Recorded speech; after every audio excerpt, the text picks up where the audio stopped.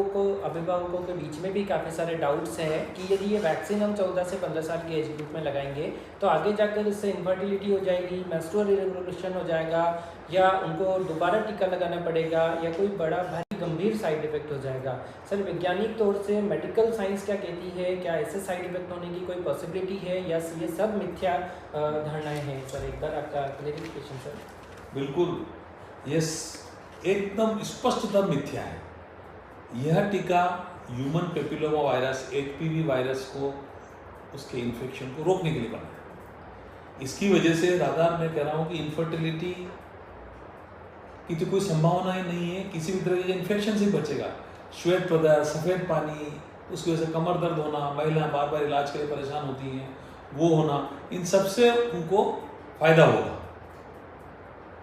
Menstrual irregularity की भी, उसका कोई मासिक दर्द अनियमित हो जाएगा, ऐसा कुछ भी नहीं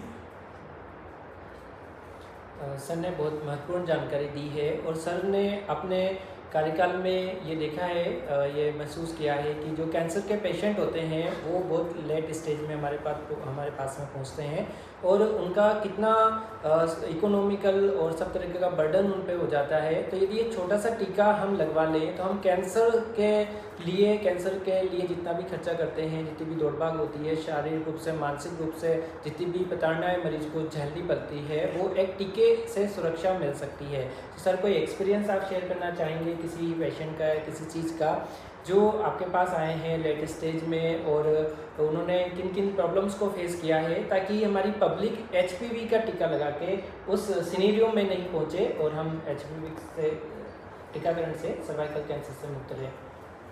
थैंक यू। ये मेरा देखा हुआ है, कई केसेस देखे हैं। पेशेंट्स आते हैं, अब जब वो पेशेंट आ गया तो वो यूँ सोचता है कि शायद मेरे बच्चेदानी के वहाँ पर कोई इन्फेक्शन है। फिर जब हम जांच करते हैं तब मालूम चलती है कि ये तो कैंसर निकल रहा है। अब जब कैंसर हो गया और वो इस स्टेज में आता है कि उसके या तो पेशाब की थैली से कम्युनिकेशन हो जाता है, तो पेशाब भी उसके यूरिन मार्ग से आने लगता है, लेटरिन भी उधर से आने लगती है। अब उसके पास हम जांच कराते हैं, कंफर्म होता है उसके पास सलाह देने को और हमारे पास इलाज करने को सिकाई के सिवा कुछ भी नहीं होता। सेक से मतलब वो एकदम एडवांस लास्ट स्टेज में आते हैं। जब लास्ट स्टेज में वो लोग आ गए तो वो कहाँ जाएँ और जाकर के भी हासिल क्या कर लेंगे। अगर कोई बड़े सेंटर पर जाते हैं कि मैं कोई टर्शरी केयर सेंटर पर जाता हूँ, कि मैं बॉम्बे जाता हूँ या जयपुर जाता हूँ, तो एक तो काफ़ी महंगा पड़ता है और दूसरा आउटकम्स कुछ भी नहीं अच्छे हैं। तो कैंसर, सर्वाइकल कैंसर का तो बचाव ही उपचार है।